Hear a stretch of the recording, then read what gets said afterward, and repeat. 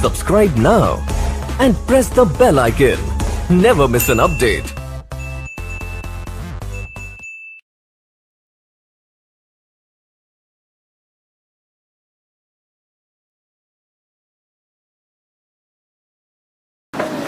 जी, कल के लेक्चर में कोई क्वेश्चन पूछना चाहते हो पूछ लीजिए।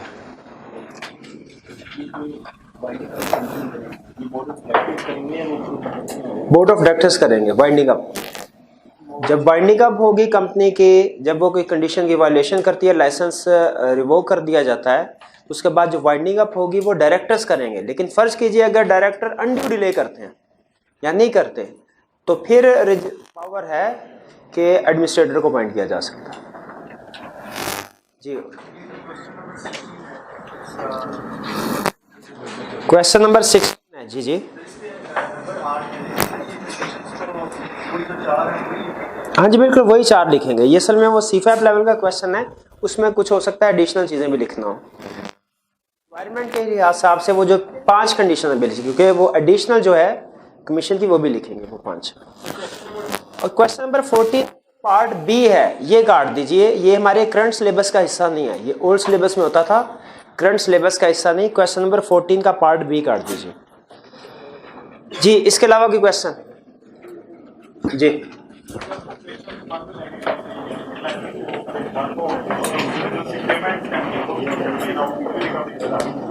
जी, हाँ जी, वो सारी बात में फिर अगर एडमिनिस्ट्रेटर पॉइंट होता है तो वो डील करेगा, या जो पेमेंट्स अगर कंपनी ने करनी है लायबिलिटी है। जाहिर है वाइंडिंग अप का प्रोसेस होता है कि वाइंडिंग अप में अगर कंपनी के जिम्मे कुछ लायबिलिटीज हैं ऐसी जो वाजिब अदा है, तो वो वाइंडिंग अप के प्रोसेस में पे हो जाती हैं। ठीक जी, और कोई क्वेश्चन?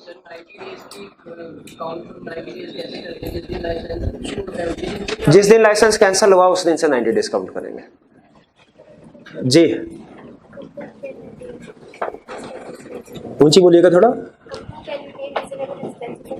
हाँ जी, वो कह रहा है कि कंपनी जो है वो जब वो डायरेक्टर्स वाइंडिंग अप कर रहे होंगे तो अपने सारे एसेट्स उन्होंने ट्रांसफर करने हैं किसी सिमिलर कंपनी को।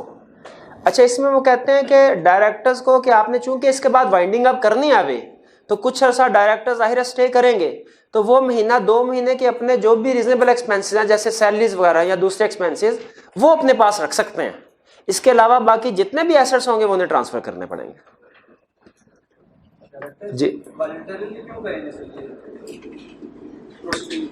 नहीं, वॉलंटरीली तो नहीं कर रहे, वो तो उनका लाइसेंस कैंसिल हो गया, वो तो उन्हें करने ही करने। हाँ, ये वॉलंटरी वाइंडिंग अप एक मेथड है वाइंडिंग अप का। वाइंडिंग अप के 2 तरीके होते हैं, एक कंपल्सरी वाइंडिंग अप है, एक वॉलंटरी वाइंडिंग अप है। ये वाइंडिंग अप हमारे कैफ लेवल के सिलेबस में नहीं है, ठीक है, इसलिए इसको वॉलंटरी वाइंडिंग अप की तरफ तवज्जो देने की जरूरत नहीं। सिर्फ वाइंडिंग अप को फोकस कीजिए कि डायरेक्टर जो है वो वाइंडिंग अप करेंगे फिर उस कंपनी की। जी, इसके अलावा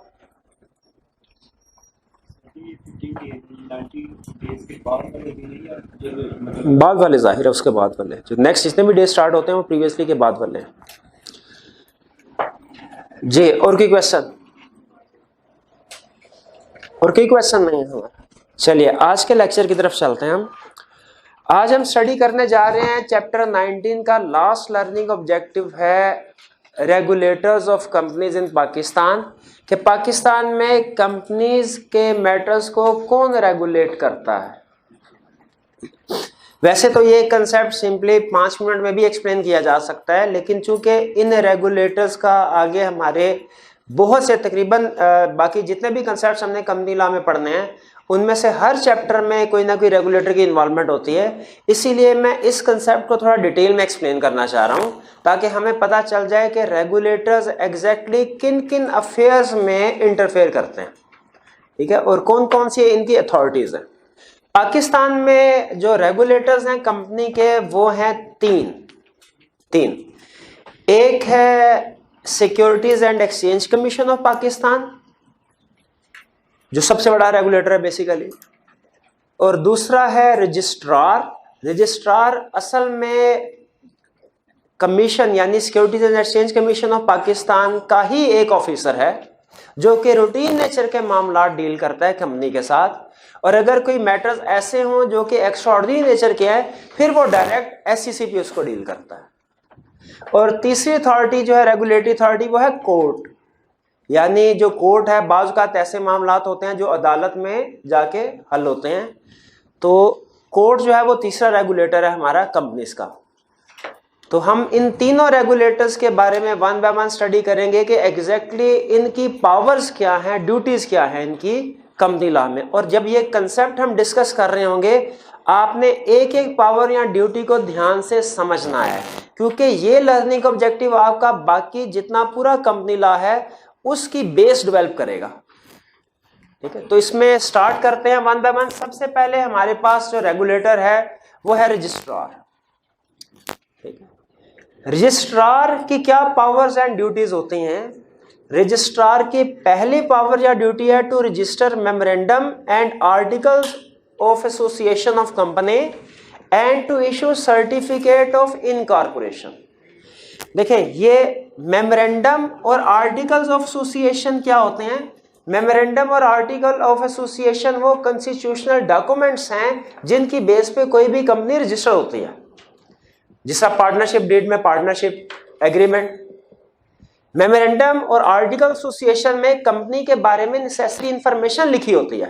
कंपनी का नाम क्या होगा, इसका ऑफिस जो है वो किस जगह पे लोकेटेड होगा, इसमें शेयर कैपिटल कितना होगा, मेंबर्स की लायबिलिटी है वो कितनी होगी।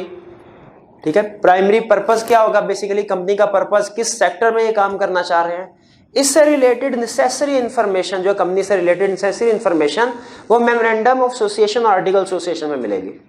आर्टिकल एसोसिएशन कंपैरेटिवली ज्यादा डिटेल्ड डॉक्यूमेंट है मेमोरेंडम की निस्बत, जो कंपनी के इंटरनल अफेयर्स को एक्सप्लेन कर रहा होता है। तो जब कभी हमने कोई कंपनी रजिस्टर करवानी है, हम मेमोरेंडम ऑफ एसोसिएशन और आर्टिकल एसोसिएशन लेके किसके पास जाएंगे? रजिस्ट्रार के पास। इसके बाद रजिस्ट्रार जब मेमोरेंडम ऑफ एसोसिएशन और आर्टिकल्स ऑफ एसोसिएशन को रजिस्टर कर देता है, तो वो एक सर्टिफिकेट देता है जो इस बात का सबूत होता है कि ये कंपनी अब ऑफिशियल रिकॉर्ड के मुताबिक रजिस्टर हो चुकी है। वो जो सर्टिफिकेट देता है उसे कहते हैं certificate of incorporation. Certificate of incorporation जो कि इस बात का एविडेंस है कि कंपनी अब रजिस्टर हो चुकी है। याद रखिए, सर्टिफिकेट ऑफ इनकॉर्पोरेशन का स्टेटस ऐसा ही है जैसा कि बर्थ सर्टिफिकेट का।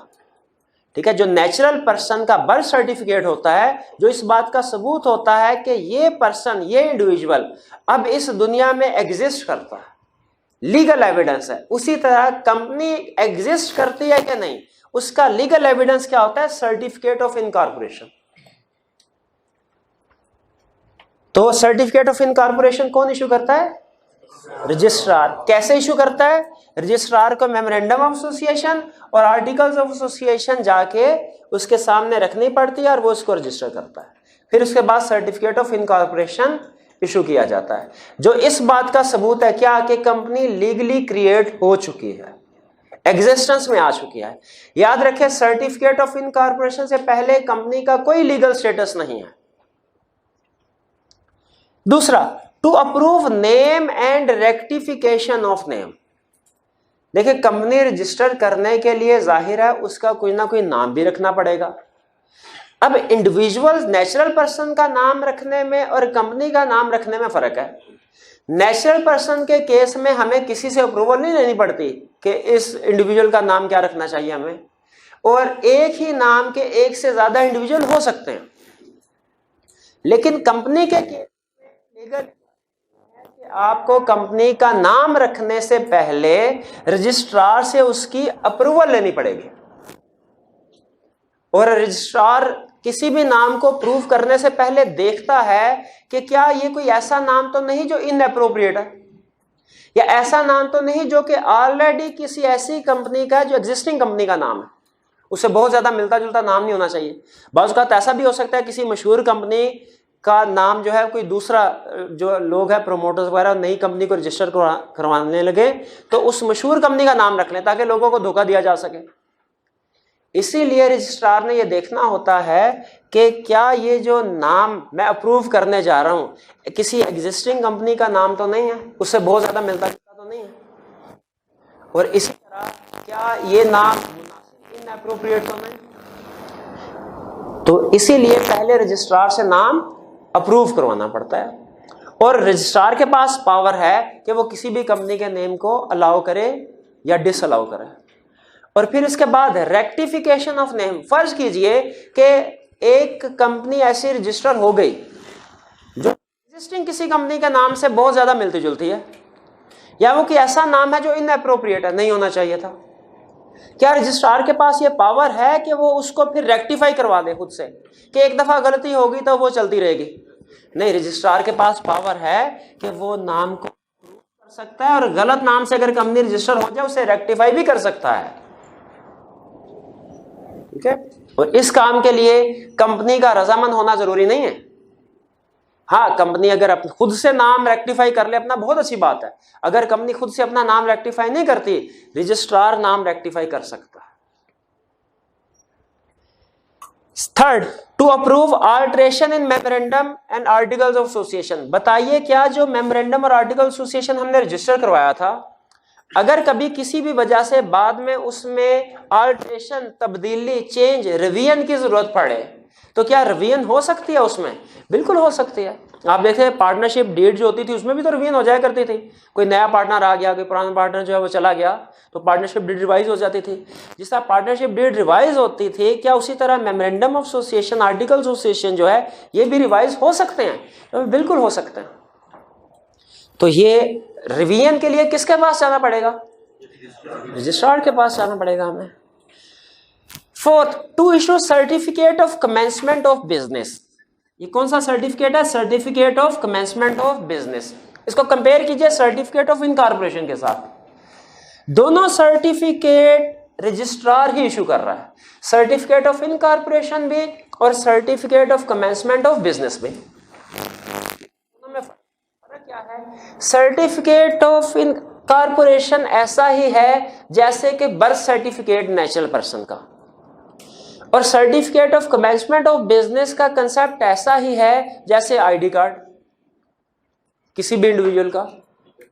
अगर किसी भी इंडिविजुअल का शनाख्ती कार्ड नहीं बना, सिर्फ बर्थ सर्टिफिकेट है, इसका मतलब है वो एग्जिस्ट तो करता है दुनिया में, लेकिन लॉ कहता है, उसे हम कहते हैं माइनर। वो कानूनी नुक्ता नजर से कुछ ट्रांजैक्शन, कुछ एक्शन ऐसे हैं जो नहीं कर सकता। कर सकता है, कुछ एक्शन नहीं कर सकता। ठीक है, कुछ ऐसे मामलात हैं जिनमें डीलिंग करने के लिए मेजर होना जरूरी है, दूसरे लफ्जों में आसान अल्फाज में शनाख्ती कार्ड होना जरूरी है।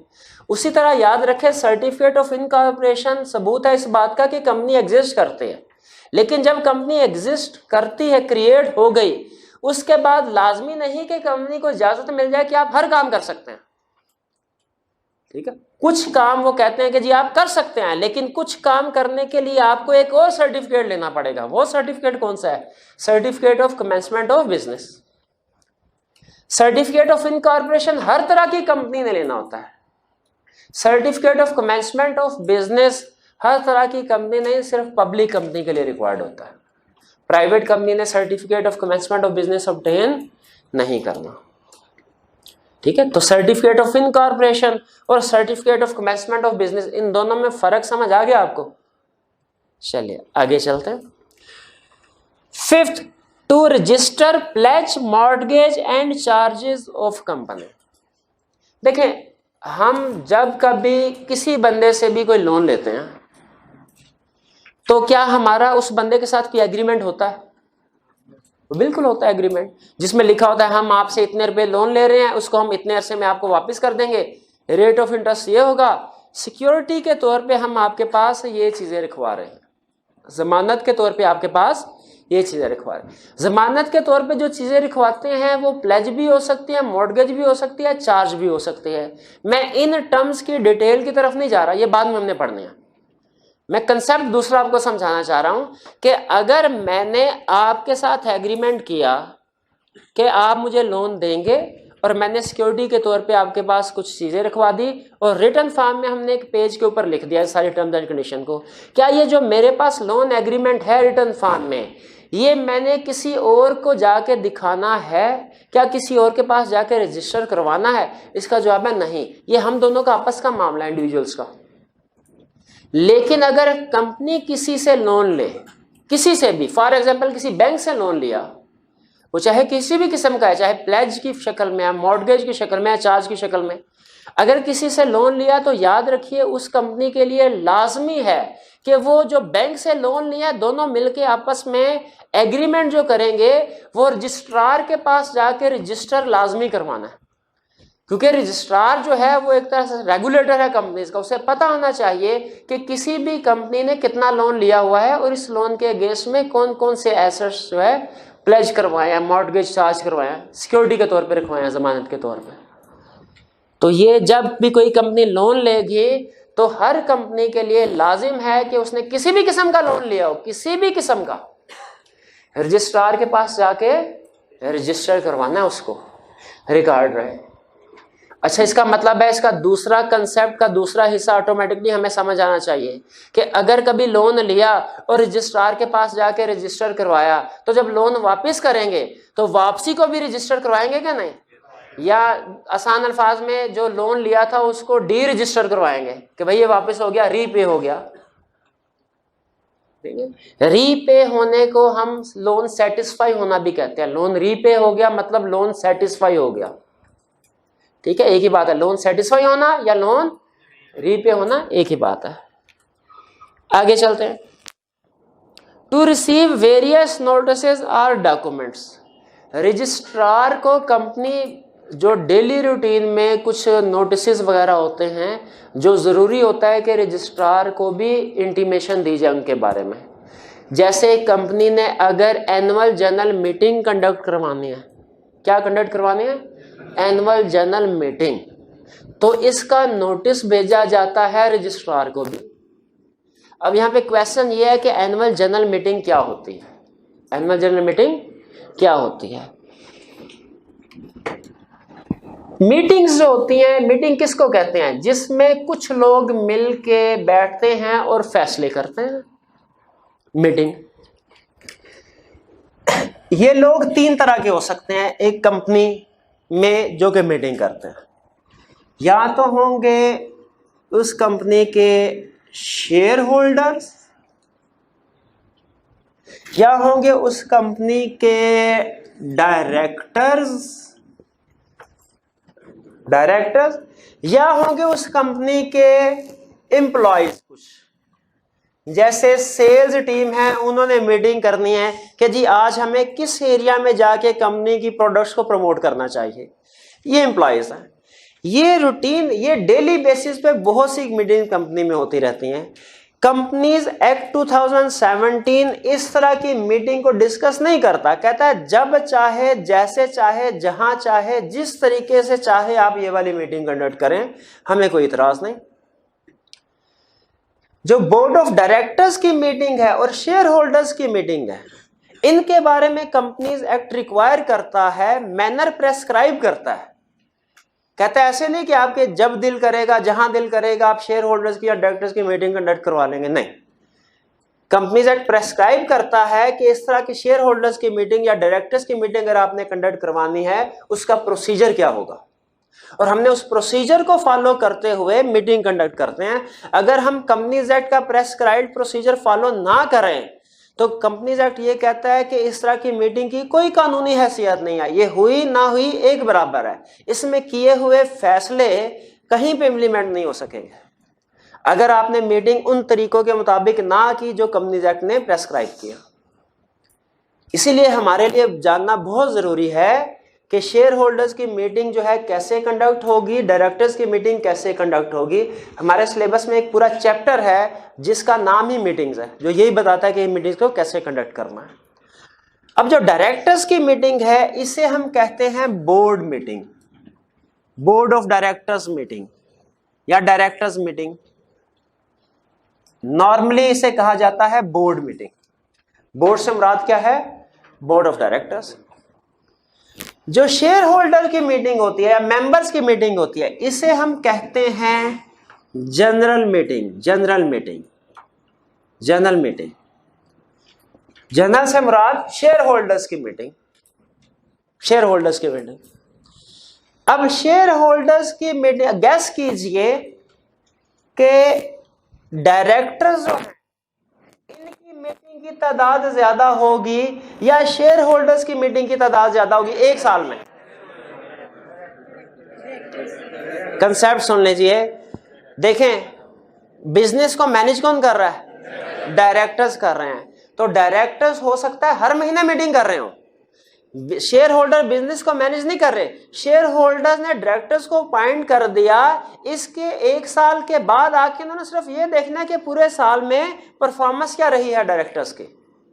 तो शेयर होल्डर्स नॉर्मली एक साल बाद आते हैं। नॉर्मली कब आते हैं? एक साल के बाद। इसीलिए कंपनी में ज्यादा जो नंबर ऑफ मीटिंग्स हैं वो डायरेक्टर्स की होते हैं। ठीक है, शेयर होल्डर्स की मीटिंग नॉर्मली साल में एक दफा ही होती है नॉर्मली। जो शेयर होल्डर्स की मीटिंग है जनरल मीटिंग, इसको फर्दर 3 हिस्सों में क्लासिफाई किया जाता है। यहां यूं कह लीजिए 3 टाइप्स हैं जनरल मीटिंग के। जनरल मीटिंग के 3 टाइप। कंपनी की जिंदगी की जो पहली जनरल मीटिंग होती है ना, पहली जनरल मीटिंग, उसको एक स्पेसिफिक नेम दिया जाता है statutory meeting. Statutory meeting company की जिंदगी की पहली जनरल मीटिंग, बस नाम उन्होंने उसका रख दिया स्टैट्यूटरी मीटिंग, कि कंपनी की जो पहली जनरल मीटिंग होगी हम उसको स्टैट्यूटरी मीटिंग कहा करेंगे। हमने कहा बिल्कुल ठीक है। इसको डिफरेंशिएट इसलिए किया गया, अब जो बाकी होती है ना हर साल मीटिंग होती है, उसको कहते हैं annual general meeting. Annual general meeting,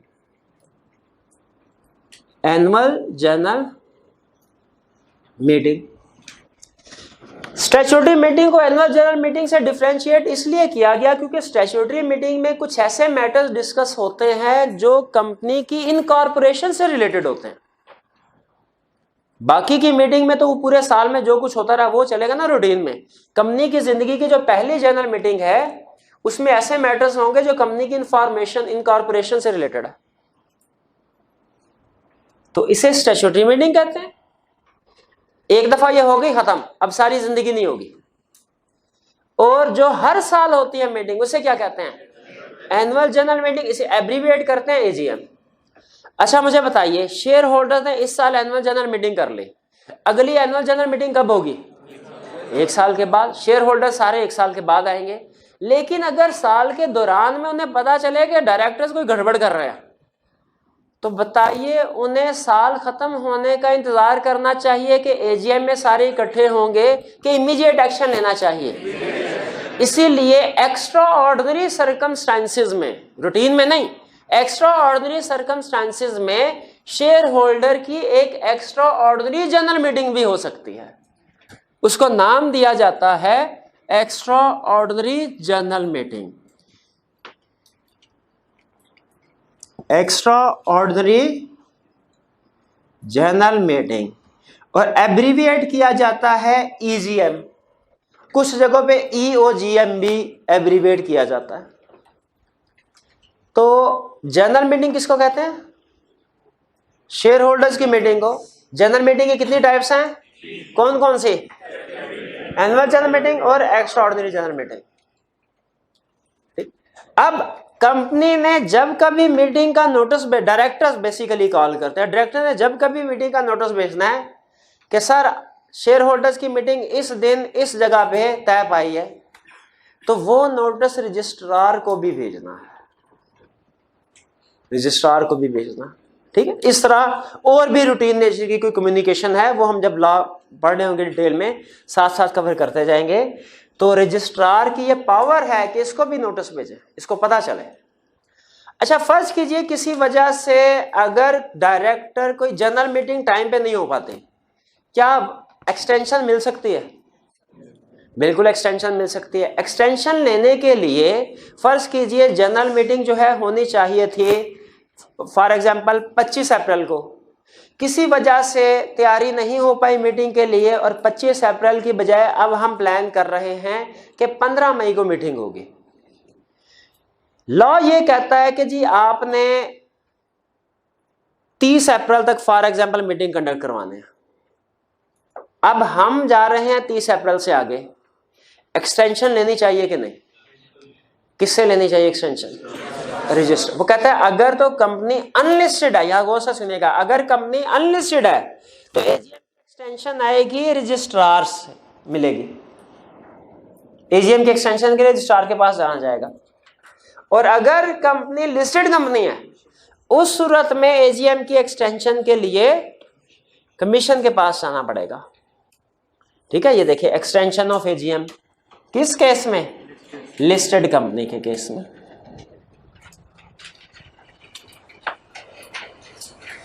ठीक है, मैच हुआ कंसेप्ट। अनलिस्टेड के केस में एक्सटेंशन, एजीएम की एक्सटेंशन की अप्रूवल कौन देगा, और लिस्टेड कंपनी के केस में एससीसीपी।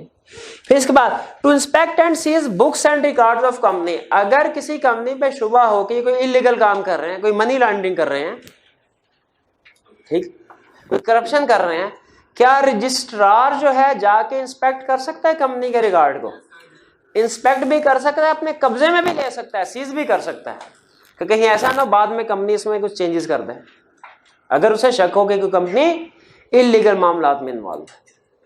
तो ये हमारे पावर्स एंड ड्यूटीज है रजिस्ट्रार की। कौन कौन सी, क्विक सी रिवीजन करते हैं। सबसे पहले मेमोरेंडम एंड आर्टिकल्स को रजिस्टर करना और सर्टिफिकेट ऑफ इनकॉर्पोरेशन इशू करना। फिर उसके बाद किसी भी कंपनी का नाम अप्रूव करना और उसके नाम को रेक्टिफाई करना अगर गलत नाम हो गया तो। मेमोरेंडम और आर्टिकल्स में अल्टरेशन करना, certificate of commencement of business issue करना। कंपनी ने कोई भी लोन लिया है, चाहे प्लेज है, चाहे मॉर्गेज, चाहे चार्ज, किसी भी किस्म का, वो रजिस्टर करवाना है रजिस्ट्रार के पास। वेरियस नोटिसेस रजिस्ट्रार को सेंड करने होते हैं। एजीएम में अनलिस्टेड कंपनी की एजीएम में एक्सटेंशन करनी है, रजिस्ट्रार के पास जाया जाता है। रजिस्ट्रार कंपनी के बुक्स एंड अकाउंट्स को इंस्पेक्ट भी कर सकता है, जरूरत पड़ने पे सीज भी कर सकता है। जी बताइए, सारी के सारी पावर समझ आते हैं, कोई कंफ्यूजन तो नहीं, कोई बर्डन तो नहीं कि बहुत ज्यादा सीख लिया। चलिए आगे चलते हैं। रजिस्ट्रार के बाद जो दूसरी रेगुलेटरी अथॉरिटी है, रजिस्ट्रार से बड़ी अथॉरिटी है, इसे कहते हैं SCCP, securities and exchange commission of Pakistan. Securities and exchange commission of Pakistan का हेड ऑफिस इस्लामाबाद में है और इसके 8 रीजनल ऑफिस हैं पाकिस्तान के 8 शहरों में। ठीक है, 4 शहर तो वो हो गए सिटीज जो कि प्रोविंशियल कैपिटल है, यानी कौन कौन से, लाहौर, कराची, पेशावर, कोयटा, फिर उसके बाद इस्लामाबाद, फिर सक्खर, फिर मुल्तान, फिर फैसलाबाद। यानी जिन शहरों में, देखिए इस्लामाबाद में तो समझ आती है, 4 प्रोविंशियल कैपिटल्स में भी समझ आती है, बड़े शहर। इसके अलावा भी ऐसे सिटीज जो कि इंडस्ट्रियल स्टेट है, फॉर एग्जांपल जिनमें ज्यादा कंपनीज होती हैं, जिन शहरों में ज्यादा कंपनी रजिस्टर्ड होती हैं, वहां पे एससीसीपी ने अपना रीजनल ऑफिस खोला हुआ। ठीक है, ताकि अगर किसी ने भी अगर कोई कंपनी रजिस्टर करवानी है तो उसे बहुत ज्यादा दूर का सफर ना करना पड़े, वो करीब तरीन रजिस्ट्रेशन ऑफिस में जाएं और कंपनी रजिस्टर करवा लें। ठीक, तो ये जो रजिस्ट्रेशन ऑफिस होते हैं, ये जो रजिस्ट्रार होता है, रजिस्ट्रार ये इस रीजनल ऑफिस में बैठा होता है। एससीसीपी हेड ऑफिस में होगा इस्लामाबाद में। तो जो एससीसीपी है, इसकी पावर्स एंड ड्यूटीज क्या, एक तो भी हमने कल कंसेप्ट पढ़ा, क्या, एसोसिएशन नॉट फॉर प्रॉफिट। बताइए, ये पास पेपर के क्वेश्चन में भी उसने पूछा था कि बताइए एसोसिएशन नॉट फॉर प्रॉफिट का लाइसेंस इशू करने की रेलिवेंट अथॉरिटी कौन है, एससीसीपी। रजिस्ट्रार तो नहीं है, कोर्ट तो नहीं है, फेडरल गवर्नमेंट तो नहीं है, बिल्कुल भी नहीं है। पहली पावर क्या हो गई, एसोसिएशन नॉट फॉर प्रॉफिट को ये रजिस्टर कर सकता है लाइसेंस। फिर to allow certain words in the name of company, फिर कुछ अल्फाज ऐसे हैं जो कंपनी के नाम में इस्तेमाल करने की इजाजत दे सकता है। जैसे देखिए, कंपनी का नाम सेलेक्ट करना एक क्रिटिकल इशू है।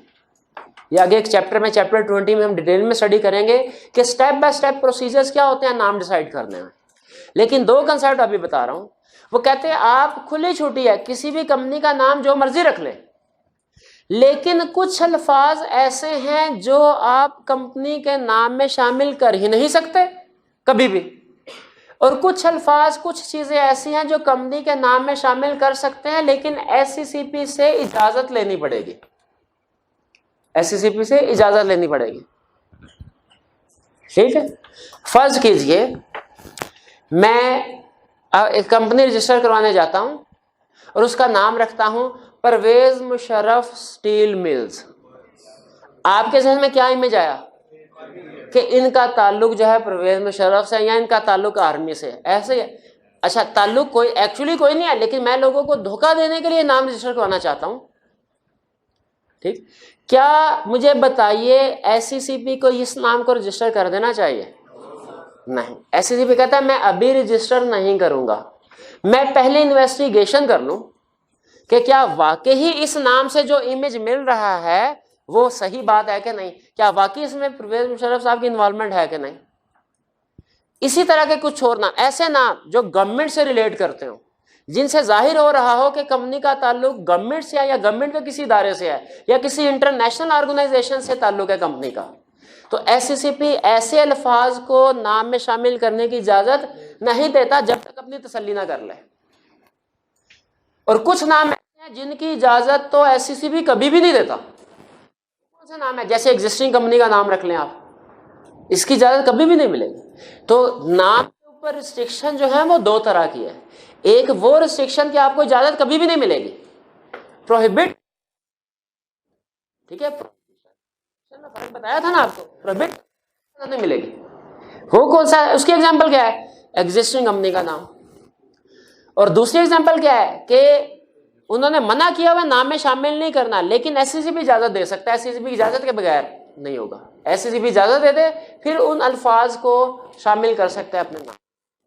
उसकी एग्जांपल क्या है? नाम ऐसा रख ले जो कि गवर्नमेंट के किसी इदारे से ताल्लुक शो कर रहा हो, किसी इंटरनेशनल इदारे से ताल्लुक शो कर रहा हो। तो इसीलिए वो कह रहा है कि एससीसीपी का अथॉरिटी है to allow certain words in the name of company.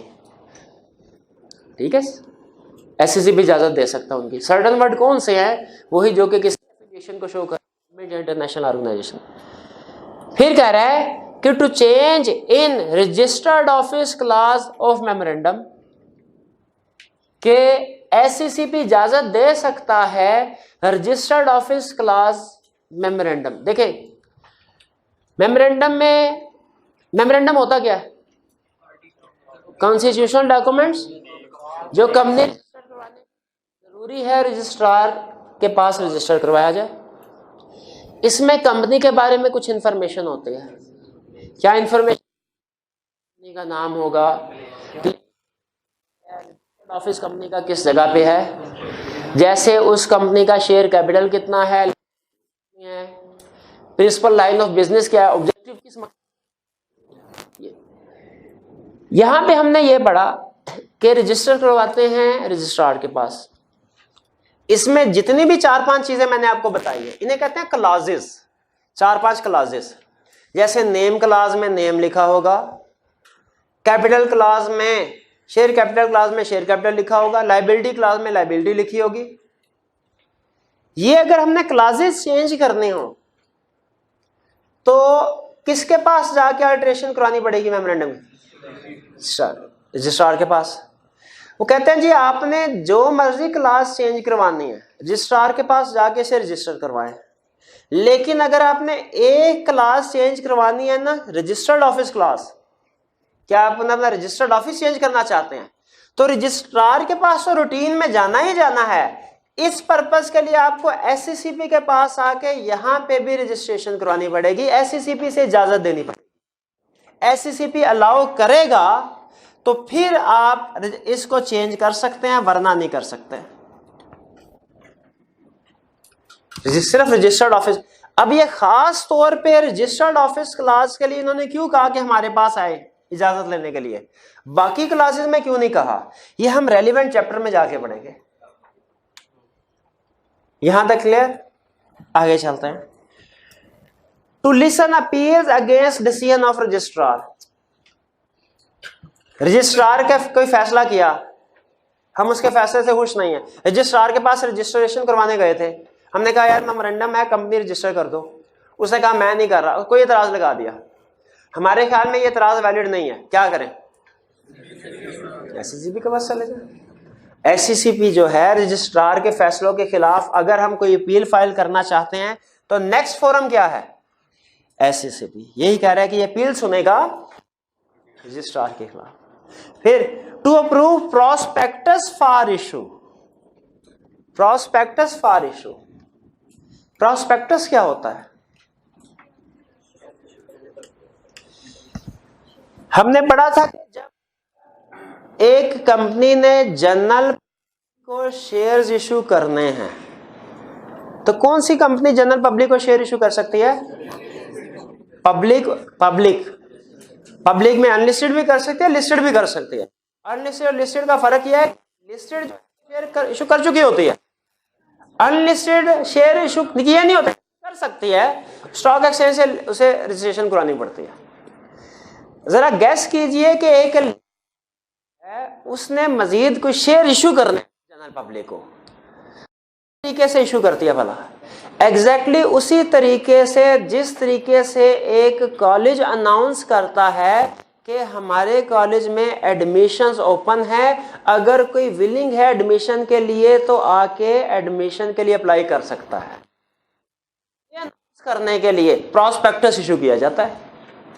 उसी तरह कंपनी ने भी जब शेयर्स को इशू करना होता है तो कंपनी जनरल पब्लिक को इन्फॉर्म करती है कि सर हम इतने शेयर इशू करने लगे हैं, अगर आप अप्लाई करना चाहते हैं तो आप अप्लाई कर सकते हैं। और ये जो इंटीमेशन होती है किस शक्ल में होती है? प्रॉस्पेक्टस की शक्ल में। प्रॉस्पेक्टस एग्जैक्टली वैसा ही होता है कंसेप्चुअली जैसा कॉलेज प्रॉस्पेक्टस। उसमें कॉलेज प्रॉस्पेक्टस में क्या होता है? कंपनी के बारे में, कॉलेज के बारे में इंफॉर्मेशन होती है, ठीक है। उसके बाद एंड पे जाके एक एप्लीकेशन फॉर्म होता है, एडमिशन फॉर्म, जिसमें आप अप्लाई करते हो। एग्जैक्टली उसी तरह कंपनी प्रॉस्पेक्टस इशू करती है और प्रॉस्पेक्टस के एंड पे एप्लीकेशन फॉर्म होता है, जिसमें जिस बंदे ने भी शेयर्स खरीदने हैं वो उसको फिल करता है और सबमिट करवाता है कंपनी को कि सर मुझे इतने शेयर इशू कर दीजिए। ये प्रॉस्पेक्टस जो है, इसमें रिस्क ये होता है कि जनरल पब्लिक से ज्यादा पैसे लेने के चक्कर में कंपनी कोई गलत इंफॉर्मेशन ना प्रॉस्पेक्टस में शामिल कर दे कि पिछले सालों में उसका जो प्रॉफिट है, फॉर एग्जांपल वो 10-12 मिलियन के करीब है, और प्रॉस्पेक्टस में लिख दिया जाए सर हमारा जो प्रॉफिट है वो तो 50-60 मिलियन के करीब होता है, ताकि लोग ज्यादा से ज्यादा इन्वेस्टर अपना पैसा लगाने के डाले इस कंपनी में। जाहिर है वो जब देखेंगे कि इस कंपनी में ज्यादा प्रॉफिट होता है तो ज्यादा पैसे इन्वेस्ट करेंगे, इन्वेस्टर अट्रैक्ट होता है ज्यादा प्रॉफिट देख के। इसीलिए एससीसीपी ने यह कहा कि जनरल पब्लिक के इंटरेस्ट में हम ये रिक्वायरमेंट रख रहे हैं कि जब भी कोई लिस्टेड कंपनी प्रॉस्पेक्टस इशू करने लगेगी, वो जनरल पब्लिक को प्रॉस्पेक्टस इशू करने से पहले हमारे पास रजिस्टर करवाएगी। किस लिए? ताकि हम उसकी एक एक लाइन को पढ़ लें और देखें इसमें कोई गलत बयानी तो नहीं की गई, कहीं अवाम को धोखा देने की कोशिश तो नहीं की गई। तो जब कभी कोई कंपनी प्रॉस्पेक्टस इशू करेगी, पहले उसे क्या करना है? एससीसीपी के पास जाके अप्रूव करवाना है। अप्रूवल होगी तो फिर इशू कर सकते हैं, वरना नहीं इशू कर सकते। एक्सटेंशन की बात हो गई। To call general meeting of company, फर्ज कीजिए एनुअल जनरल मीटिंग हुई 25 अप्रैल को, 10 अगस्त को शेयर होल्डर्स को कहीं से पता चला कि डायरेक्टर कंपनी के साथ फ्रॉड कर रहे हैं। अब शेयर होल्डर क्या चाहते हैं? डायरेक्टर को जल्द से जल्द रिमूव करके इनकी जगह नए डायरेक्टर को अपॉइंट किया जाए, यही चाहते हैं। अच्छा, इसके लिए वो क्या एनुअल जनरल मीटिंग का इंतजार करें? नहीं, बल्कि वो कोशिश करेंगे फ्रॉड कर पॉसिबल डायरेक्टर्स को रिमूव कर दिया जाए। इसके लिए कौन सी मीटिंग कॉल करेंगे? Statutory meeting, annual general meeting या एक्स्ट्राऑर्डिनरी?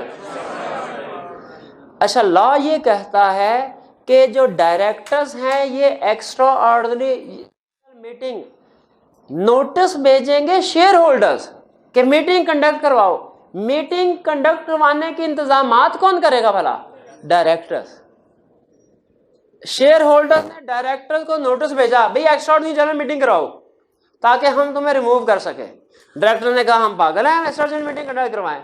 कोई मीटिंग नहीं, वो कंडक्ट ही नहीं करवाते, डिफॉल्ट करते हैं। बताइए अब क्या होगा? हाँ, अब जाहिर है शेयर होल्डर्स के लिए भी तो कोई चीज रखी हुई है ना लॉ ने। उन्होंने कहा आप एससीसीपी के पास जाएं, एससीसीपी फिर ऑर्डर देगा। एससीसीपी अगर कंपनी कोई भी मीटिंग कॉल नहीं करती, डायरेक्टर कोई भी मीटिंग कॉल नहीं करते, तो एससीसीपी के पास पावर है कि वो फिर इजाजत देगा कि आप मीटिंग कंडक्ट करवाएं। फिर इसके बाद two point auditor in certain cases. अभी ऑडिटर क्या होता है इस बारे में भी हमें जानने की जरूरत नहीं, एंड पे हमारा आखिरी चैप्टर होता है, आखिरी चैप्टर का भी आखिरी सेक्शन जो है कंपनी लॉ में वो ऑडिट से रिलेट कर रहा होता है, इसको वहां पे पढ़ेंगे। फिलहाल इसको आप रट्टा लगा लें या पढ़ लें एक दफा, छोड़ दें, इसको बाद में डिटेल में समझेंगे। लास्ट है to approve loan to directors, approve loan to director. अब देखें, बैंक से लोन लेना है, कौन फैसला करेगा, शेयर होल्डर या के डायरेक्टर्स? उन्होंने लोन चलाना, से उधार माल लेना है, किसी को उधार माल बेचना है, ये डिसीजन कौन करेगा? डायरेक्टर्स करेंगे। किसी को अगर लोन देना है, तो किसी और को लोन देना, एम्प्लॉय आगे कोई, सर मुझे 3 महीने की सैलरी एडवांस चाहिए, घर में मामलात बड़े खराब हैं, उसको लोन देना है कि नहीं देना, डिसीजन किसने करना है? डायरेक्टर ने। लेकिन अगर डायरेक्टर ने लोन लेना हो तो डायरेक्टर का लोन अगर डायरेक्टर्स ही अप्रूव करते ना, तो फिर होता ये हम लोग 10 डायरेक्टर्स हैं, शेयर होल्डर का 100 मिलियन हमारे पास आता, हम कहते हैं यार तुम भी जरूरतमंद हो, तुम भी जरूरतमंद हो, 10 मिलियन तुम रख लो, 8 मिलियन तुम रख लो, 7 मिलियन तुम रख लो, पता चला 80 मिलियन हमने एक दूसरे को लोन दे दिया, 20 मिलियन से काम शुरू कर रहे हैं। इसीलिए एससीसीपी ने कहा नहीं भाई, ऐसा डायरेक्टर को इस मामले में खुली छुट्टी नहीं दे, किसी दूसरे को लोन देना है कि नहीं देना डायरेक्टर फैसला करेंगे, डायरेक्टर्स को लोन देना है कि नहीं लेना, एससीसी, ये फैसला डायरेक्टर नहीं करेंगे, ये फैसला कौन करेगा? एससीसीपी करेगा जी। तो कुछ एससीसीपी की पावर क्लियर हुई। ये यूं समझिए आपको पूरे कंपनी लॉ के डिफरेंट कंसेप्ट सिखाए जा रहे हैं, आपको ओवरव्यू मिल रहा है पूरे कंपनी लॉ, वरना सारे जितने भी हमने पढ़े ना, जितने भी सारे आगे चल के डिटेल में आएंगे। लेकिन अगर अभी आपको कंसेप्ट क्लियर हो रहा है कि ये असल में इस लाइन में समझाना क्या चाह रहा है वो, तो फिर आगे चल के आपके 4-5 चैप्टर की बेस यहाँ पे डेवलप हो जाती है। शर्त यह है कि आपको आगे चलते हैं। कोर्ट बहुत ज्यादा मैटर्स में इन्वॉल्व नहीं होता। वो कहते हैं जी रेगुलेटर जब रजिस्ट्रार है, रेगुलेटर एससीसीपी है, तो हम रूटीन नेचर के मामलात में तो इन्वॉल्व नहीं होंगे। हाँ, जब कोई ज्यादा सीवियर केस हो आप हमारे पास आ सकते हैं और हम उस मामले में आपकी सुनवाई करेंगे। फॉर एग्जाम्पल, अगर डायरेक्टर्स का इलेक्शन हुआ, ठीक है, कोर्ट के पास ये पावर है, ये जो 3 चीजें ना, 3, इनको वो नल एंड वाइड करार दे सकता है। क्या करार दे सकता है? Null and void. जैसे फर्ज कीजिए कोई जनरल मीटिंग हुई, लेकिन जनरल मीटिंग जो है उसमें वो कहते हैं कि जनरल मीटिंग करवाते हैं ना जब आप, उसमें एक रूल होता है, लॉ ये बताता है, एक रूल ये है कि कुछ certain number of member, certain number of share holders का होना जरूरी है, वरना वो जनरल मीटिंग नहीं कंडक्ट हो सकती। उसको कहते हैं कोरम। वो minimum number of share holders जो मौजूद होना जरूरी है मीटिंग में ताकि मीटिंग कंडक्ट हो सके, उसे क्या कहा जाएगा? कोरम। जैसे फर्ज कीजिए हमारी क्लास में फर्ज कीजिए 100 स्टूडेंट्स हैं, एक दिन बारिश हो रही है, कुछ स्टूडेंट आए कुछ स्टूडेंट नहीं आए। मुझे बताइए कि अगर एक स्टूडेंट आए मुझे क्लास करवा देनी चाहिए जी, क्लास करवा दिया करूं, पक्की बात, आइंदा मैं करवा दिया करूंगा। फिर एक स्टूडेंट बने, अच्छा अगर फर्ज कीजिए 50 स्टूडेंट आया, मुझे क्लास करवा देनी चाहिए, फिर लॉ नहीं खत्म होने लगा टाइम पे। तो लॉ ने मिनिमम नंबर ऑफ, इस तरह की सिचुएशन में मिनिमम नंबर ऑफ मेंबर्स बताए होते हैं। जैसे हम लोगों ने, टीचर ने डिसाइड किया होता है, बताया नहीं होता स्टूडेंट को, दिल में एक फिगर डिसाइड की होती है। फॉर एग्जांपल अगर 25 स्टूडेंट आए क्लास करवा देंगे, अगर 25 से कम आए तो फिर हम क्लास नहीं करवाएंगे। ये जो 25 हमने डिसाइड किया हुआ है इसे कहते हैं कोरम। वो मिनिमम नंबर ऑफ मेंबर्स जो कि प्रेजेंट होना जरूरी है ताकि क्लास हो सके। एग्जैक्टली उसी तरह वो minimum number of share holders जो प्रेजेंट होना जरूरी है, लॉ ने बताए हुए हैं, ताकि जनरल मीटिंग शुरू हो सके, इसके फैसले हो सके। फर्ज कीजिए एक्चुअली शेयर होल्डर्स उससे कम थे, लेकिन उन्होंने कहा यार हम तो मौजूद है ना, हम आपस में फैसले कर लेते हैं, डिसीजन कर लिए। अब बताइए क्या इनके डिसीजन वैलिड होंगे कंपनी में? नहीं, तो इस प्रोसीडिंग को हम कैसे इनवैलिड करार दे सकते हैं? कोर्ट के पास जाके कहेंगे सर। इसी तरह डायरेक्टर्स का इलेक्शन अगर है, उस इलेक्शन में कोई गड़बड़ धांधली की गई है, ठीक है, तो क्या कोर्ट के पास ये पावर है कि वो उन डायरेक्टर्स को नाअहल करार दे सके? बिल्कुल पावर है, ठीक है। ये इलेक्शन ऑफ डायरेक्टर्स को भी नल एंड वाइड करार दे सकते हैं। जनरल मीटिंग होगी उसको भी नल एंड वाइड करार दे सकते हैं। और resolution to vary shareholders right, resolution to vary law एक जगह पे कहता है कि अगर शेयर होल्डर ने कोई फैसला करना है तो वो मेजोरिटी की बेस पे किया जाएगा। कहते हैं कुछ अक्सर फैसले मेजोरिटी की बेस पे किए जाएंगे, कुछ फैसले 3/4 मेजोरिटी की बेस पे किए जाएंगे। एक होती है सिंपल मेजोरिटी, एक होती है 3/4 मेजोरिटी। दोनों में फर्क समझ आ रहा है?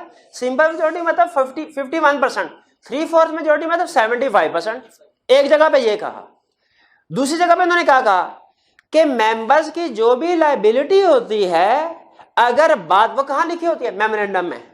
अगर आप बाद में उससे चेंज करना चाहें लायबिलिटी को तो कर सकते हैं, अल्टरेशन करवानी पड़ेगी, कर सकते हैं अल्टरेशन। ये दोनों प्रोविजन समझ आए? अच्छा, फर्ज कीजिए लॉ ने ये कहा कि मेमोरेंडम में अल्टरेशन करवाना चाहते हैं तो 3/4 मेजोरिटी चाहिए। अब कंपनी में 5 मेंबर्स हैं, ठीक है, 10 मेंबर्स, कंपनी में 10 मेंबर्स हैं, हर एक की लायबिलिटी 1-1 लाख है, लिमिटेड बाय गारंटी। मेमोरेंडम की अल्टरेशन कर सकते हैं क्या? ये सुनिएगा जरा, एंड पे टेक्निकल पॉइंट है थोड़ा सा। मेमोरेंडम की अल्टरेशन हो सकती है। फर्ज कीजिए उन्होंने कहा 3/4 मेजोरिटी चाहिए, इसका मतलब है 10 में से कितने मेंबर्स वोट देंगे तो अल्टरेशन? 3/4। 7 कैसे? 7 से 8 के दरमियान में कैसे हो? 7.5 नहीं हो सकता भाई। हाँ, इतना मैथ ना अप्लाई करे अपना कि कॉमन सेंस जो कहीं पीछे रह जाए। तो 8 वोट चाहिए, 8 लोग चाहिए, ठीक है, 8 हो या 9 या 10। अब सुनिए जरा, 8 लोगों ने किया क्या? तरीका वारदात सुनिए। 8 लोगों ने कहा हम ये फैसला करते हैं, फैसले को कहते हैं, फैसले को आम इंग्लिश में कहते हैं डिसीजन, लॉ की लैंग्वेज में कहते हैं रेजोल्यूशन। वो कहते हैं हम ये डिसीजन करते हैं, हम ये रेजोल्यूशन करते हैं क्या कि जो बाकी के 2 मेंबर्स हैं इनकी लायबिलिटी 10-10 लाख होगी, हमारी लायबिलिटी 10-10 रुपए होगी। अब बताइए, कानूनी लिहाज से तो उन्होंने देखे कानून की रिक्वायरमेंट पूरी की, 3/4 मेजोरिटी भी है, कानून इस मेमोरेंडम की अल्टरेशन की भी इजाजत देता है कानून। लेकिन अब बताइए उन 2 मेंबर के साथ ज्यादती हुई कि नहीं हुई? वो फिर क्या करें? वो कहे जी हमारे राइट्स, हमारे लायबिलिटीज जो हैं इनको आपने वेरी किया है, हमारी मर्जी के बगैर हम कोर्ट चले जाएंगे। कोर्ट फिर इस रेजोल्यूशन को यानी इस डिसीजन को क्या कर देगा? जी, तो कुछ क्लियर हुआ? पावर्स और ड्यूटीज क्या हैं? अच्छा, मुश्किल तो नहीं था आज का लेक्चर? चलिए, आज का लेक्चर बस यहीं तक, यहाँ पे इख्तिताम होता है आज के लेक्चर का। लेकिन आपने इनको अच्छे तरीके से रीड करके पढ़ के आना है। क्लियर होगी ये बात? आपको कोई असाइनमेंट दी गई है? असाइनमेंट नहीं दी गई। आप में से